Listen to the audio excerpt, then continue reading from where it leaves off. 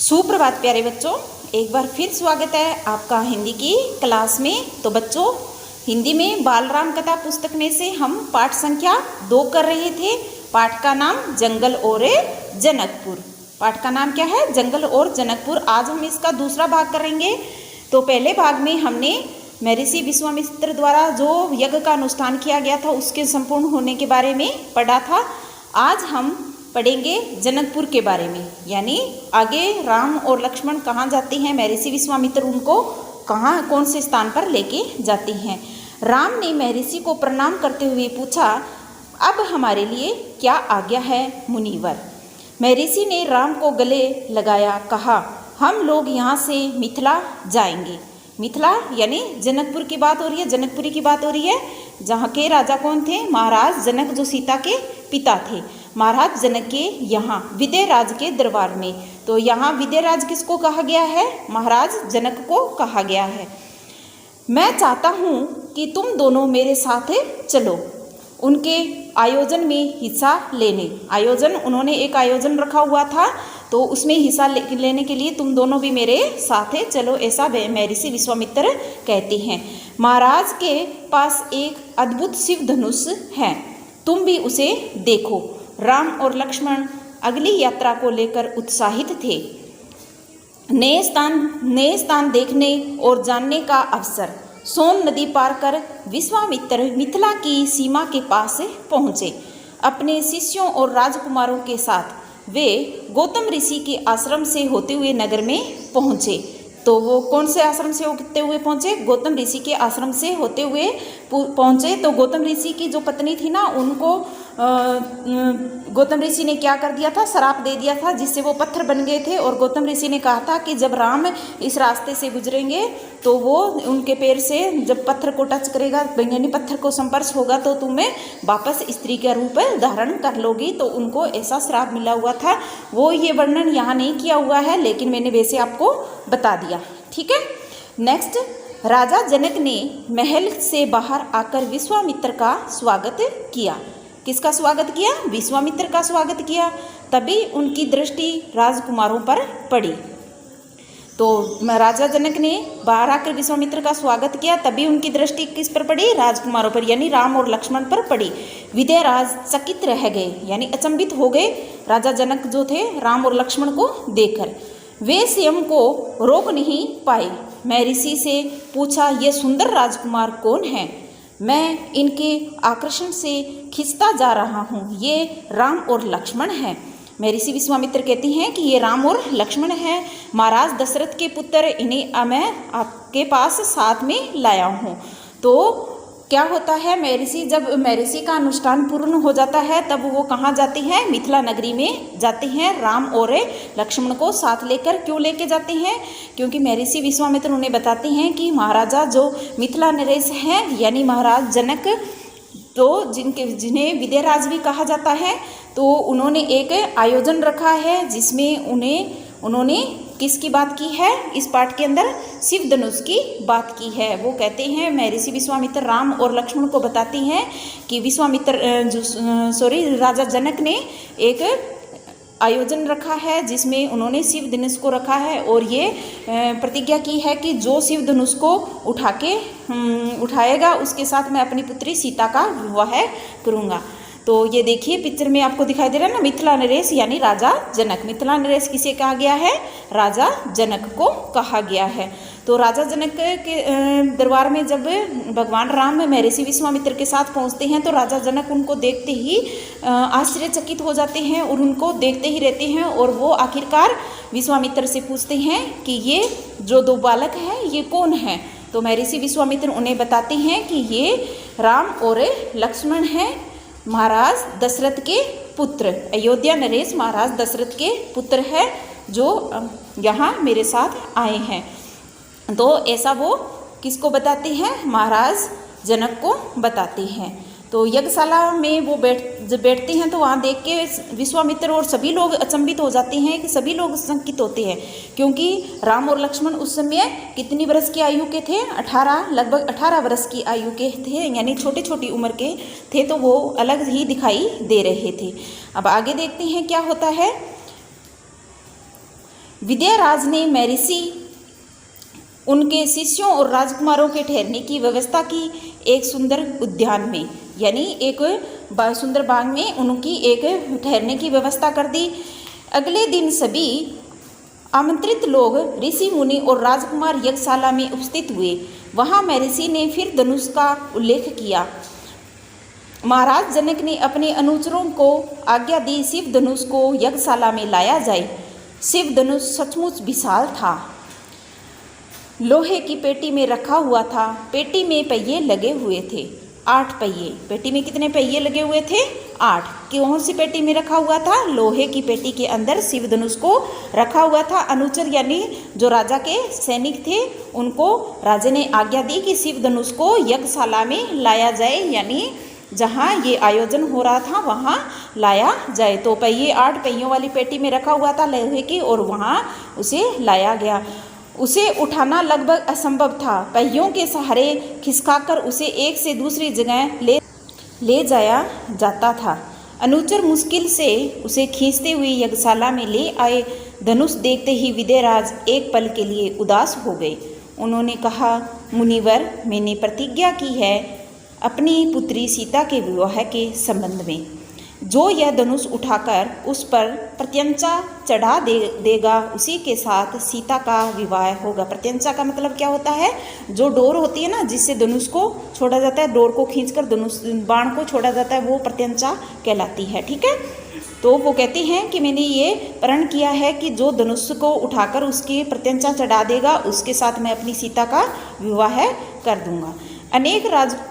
आगे देखते हैं क्या होता है। अनेक राजकुमारों ने प्रयास किया और लज्जित हुए, यानी वहाँ बहुत सारे राजकुमार, बलवान राजकुमार उपस्थित हुए थे, लेकिन सब क्या हुए? प्रयास करके विफल हो गए और लज्जित हुए। उठाना तो दूर, वे इसे हिला तक नहीं सके, प्रत्यंचा क्या चढ़ाते। विद्याराज का संकेत समझकर महर्षि विश्वामित्र ने राम से कहा, उठो वस, यह धनुष देखो। अब विश्वामित्र राम को कहते हैं कि वस्त तुम उठो, यानी बेटा तुम उठो और इस धनुष को देखो। जब कोई भी वहाँ उपस्थित सभी राजकुमार विफल हो गए तो महाराज जनक ने विश्वामित्र की ओर थोड़ा सा संकेत किया कि आप राम से कहिए इस धनुष को उठाने के लिए। तो महर्षि ने राम की ओर थोड़ा संकेत किया, तो राम को बोला कि आप उठिए और इस धनुष को उठाने का प्रयास किए, पहले इसको देखिए, आप धनुष को देखें। तो महर्षि विश्वामित्र ने किसको आज्ञा दी? राम को आज्ञा दी। तो वो जो धनुष था बहुत ही विशाल धनुष था, जो क्या था? 8 पहियों वाले लोहे के शिव धनुष। नाम धनुष का क्या नाम था? शिव धनुष। जो 8 पहियों वाली लोहे की पेटी के अंदर रखा हुआ था, जिसे उठाना तो दूर, खींच कर लाना भी बहुत मुश्किल था। यानी जो राजा के अनुचर थे वो भी उसे बहुत मुश्किल से खींचकर यज्ञशाला में लेकर आए थे। और वहाँ उपस्थित सभी राजकुमारों ने अपना अपना बल दिखाने का प्रयास किया, अपनी बुद्धि का प्रयास किया, लेकिन कोई भी उस शिव धनुष को उठा नहीं पाया और सब विफल होकर वहाँ बैठ गए, लज्जित हुए और वापस अपने स्थान पर बैठ गए।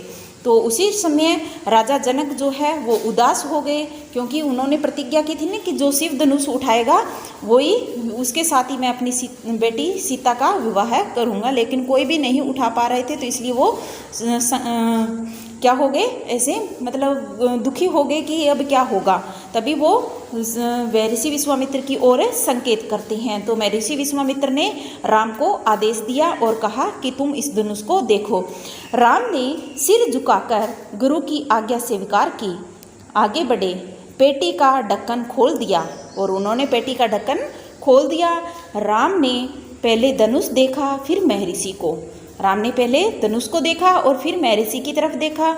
गुरु का संकेत मिलने पर राम ने वह विशाल धनुष सहज ही उठा लिया, यानी आसानी से उठा लिया।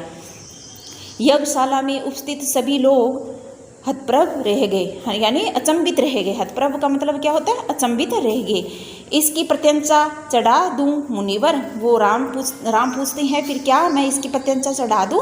मुनिवर से पूछते हैं कि मुनिवर क्या मैं इसकी प्रत्यंचा चढ़ा दूं?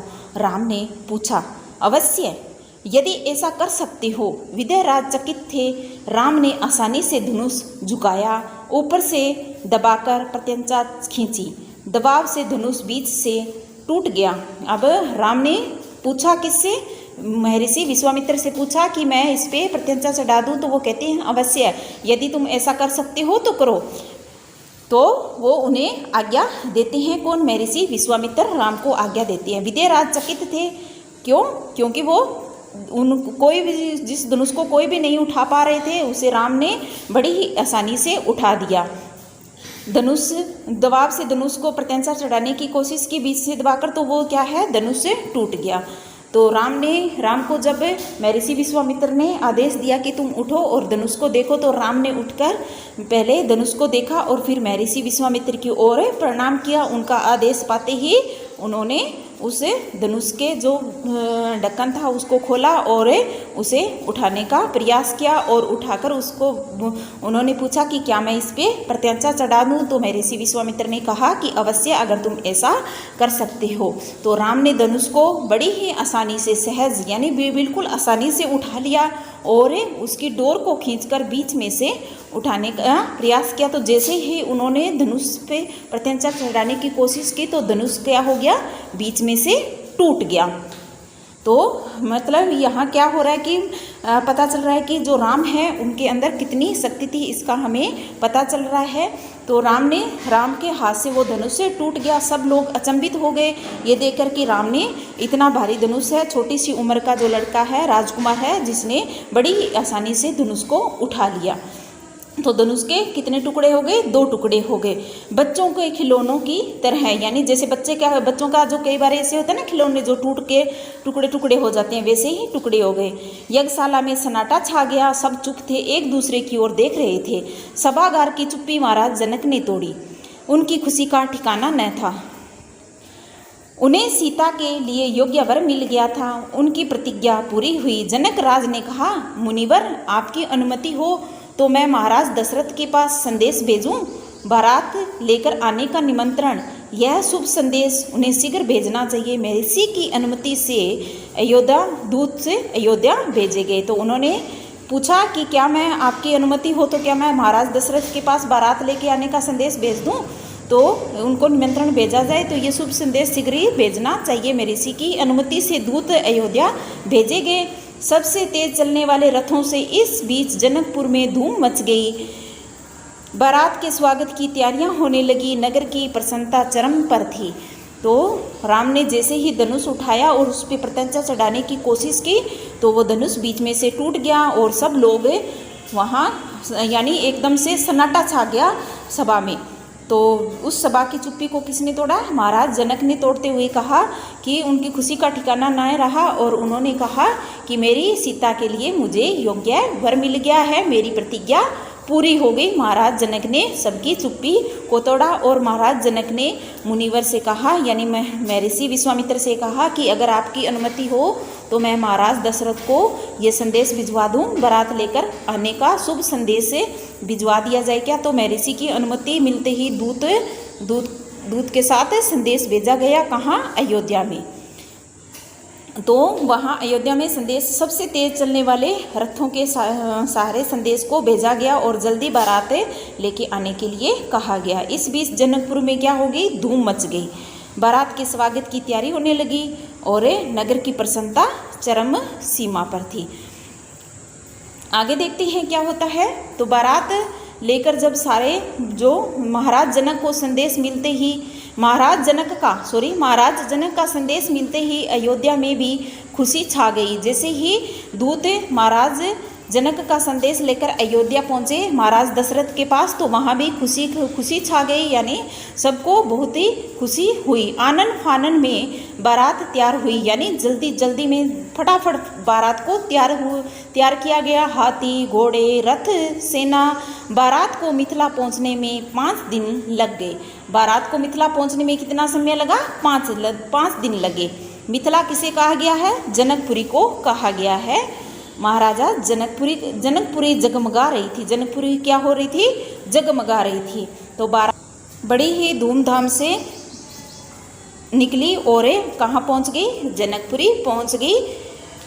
तो राजा दशरथ जो है बारात लेके कहाँ पहुँच गए, जनकपुरी पहुँच गए। तो जनकपुरी का जो दृश्य था वो देखने योग्य था, यानी जनकपुरी जो है जगमगा रही थी, क्योंकि सीता स्वयंवर होने वाला था और महाराज दशरथ भी वहाँ पहुँच चुके थे अपनी बारात के साथ। आगे देखते हैं क्या होता है। हर मार्ग पर तोरण द्वार, हर जगह फूलों की चादर, एक एक कोना सुवासित, यानी सजावट की हुई थी, हर कोने में सजावट की हुई थी।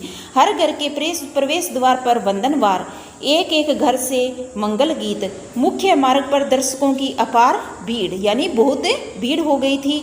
खिड़कियों और छज्जों से झांकती महिलाएं एक नज़र राम को देख ले, राम सीता की जोड़ी दिख जाए। विवाह से ठीक पहले विदयराज ने महाराज दशरथ से कहा, राजन, राम ने मेरी प्रतिज्ञा पूरी कर बड़ी बेटी सीता को अपना लिया है। तो राजन कहते हैं, मेरी इच्छा है कि छोटी पुत्री उर्मिला का विवाह लक्ष्मण से किया जाए हो जाए। मेरे छोटे भाई कुशध्वज की भी दो पुत्रियां हैं, मांडवी और श्रुतकीर्ति। कृपया उन्हें भरत और शत्रुघ्न के लिए स्वीकार करें। राजा दशरथ ने यह प्रस्ताव तत्काल मान लिया।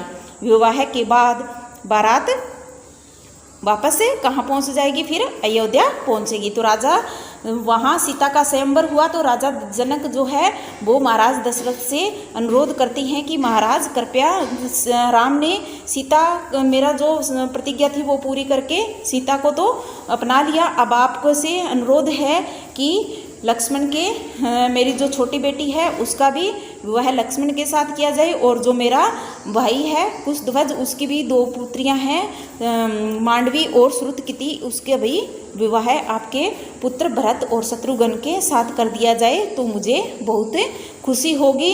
तो ऐसा करके जब इन्होंने कहा तो महाराज जनक ने उनकी बात मान ली और फिर उनका विवाह भी उनके साथ भरत और शत्रुघ्न के साथ हो गया और लक्ष्मण का भी हो गया। चारों भाइयों का विवाह संपन्न हुआ। तो मांडवी कृपा उन्हें अब बारात कुछ दिन के लिए प्रस्ताव स्वीकार कर लिया और विवाह संपूर्ण हुआ। राजा दशरथ ने यह प्रस्ताव तत्काल मान लिया। विवाह के बाद बारात कुछ दिन जनकपुरी में रुकी। बारात बहुओं को लेकर अयोध्या लौटी तो रानियों ने पुत्र वधुओं की आरती उतारी, स्त्रियों ने फूल बरसाए, शंख ध्वनि से गलियां गूंज उठी।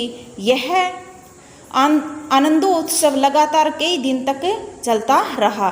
तो जो राजा जनक की जो पुत्री थी, उस छोटी पुत्री थी, बड़ी पुत्री का नाम सीता था, छोटी का नाम क्या था, उर्मिला। उर्मिला का विवाह किसके साथ हुआ, लक्ष्मण के साथ। और कुशध्वज की जो दो पुत्रियां थी, कौन कौन सी, मांडवी और श्रुतकीर्ति। श्रुतकीर्ति मांडवी का विवाह किसके साथ हुआ, भरत के साथ हुआ। और शत्रुघ्न का विवाह किसके साथ हुआ, श्रुतकीर्ति के साथ हुआ। जो राजा जनक के जो छोटे भाई थे कुशध्वज, उसकी दो पुत्रियां थी, मांडवी और श्रुतकीर्ति। उनका श्रुतकीर्ति का विवाह किसके साथ हो गया, शत्रुघ्न के साथ हुआ। उसके बाद क्या हुआ, तो बारात विवाह संपन्न होने के बाद कुछ दिन के लिए बारात कहाँ रुकी, जनकपुरी में ही रुकी। और फिर जनकपुरी से बारात को रवाना किया गया और बारात अयोध्या पहुंची। तो अयोध्या में भी बहुत ही खुशी का त्योहार, खुशी का माहौल था। क्यों, क्योंकि राम और लक्ष्मण यानी भरत और शत्रुघ्न सब भाइयों का विवाह संपन्न हो गया था और सुंदर पुत्र वधुएं वहाँ अयोध्या में पहुंची थी। तो वहाँ उनके पहुंचने पर उनका स्वागत किया गया और स्वागत उनकी माताओं ने किया। किसके, राम लक्ष्मण और भरत की माताओं ने उनका अपनी पुत्र वधुओं का स्वागत किया और महिलाओं ने फूल बरसाए, शंख ध्वनि से गलियां गूंज उठी, आरती उतारी गई। और होता है ना, विवाह जब संपन्न होता है बहू को लेके आते हैं घर पे तो आरती उतारी जाती है ना, और अनेक तरह की पूजाएं करवाई जाती है। तो ऐसा ही अयोध्या नगरी में भी हुआ। अयोध्या नगरी में भी आनंदो उत्सव था, यानी खुशी का माहौल था सब, और खुशियाँ ही खुशियाँ दिखाई दे रही थी। कई दिन तक ये उत्सव चलता रहा, सीता स्वयंवर का, यानी कई दिनों तक उसकी चर्चा होती रही। तो बच्चों, ये था हमारा पाठ जंगल और जनकपुरी, जो हमारा आज पूर्ण हो गया है। कल की क्लास में हम इसके प्रश्न उत्तर करेंगे।